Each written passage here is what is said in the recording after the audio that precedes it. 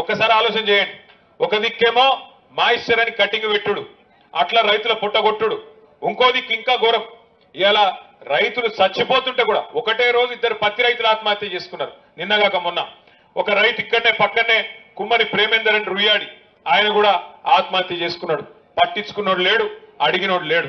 అట్లాగే సంవత్సరంలో మనం ఉన్నప్పుడు, మన ప్రభుత్వం ఉన్నప్పుడు కొనుగోలు ఏ స్థాయిలో జరుగుతుండే, ఇవాళ ఏ స్థాయిలో ఉన్నదో ఆలోచన చేయండి. మొత్తం ఇప్పటి వరకు ఈ సంవత్సరం ఇప్పటికే 5 లక్షల క్వింటాలు కొనేది ఉండే, కానీ మొత్తం కలిపితే ఇప్పటిదాకా ఉన్నది 1 లక్ష క్వింటాలు కూడా దాటలే. ఏమైతుంది మరి? ఎందుకైతుందంటే ఒకటే కారణం, అదో పనికిమాలిన యాప్ పెట్టినరు, రైతులకు వాడస్తలేదు, దానిలో చేయస్తలేదు. దాంతో ఇక్కడికి వస్తే కూడా మరి వీళ్ళు ప్రైవేటులతోనే ఏమైనా కుమ్మక్కైనరో ఏందో తెలియదు, ప్రైవేటులతో ఏమైనా మాట్లాడుకున్నారేమో తెలియదు, కానీ సిగ్నల్స్ ఉండే ఈ యాప్ వాడరాదు. పెద్ద మనుషులు ఆగమాగం పరిస్థితి, మళ్ళీ దాని మీదకెళ్ళి తోటి రాని కథ ఒకటి పెట్టి అనవసరంగా ఇబ్బంది పెడతా ఉన్నారు.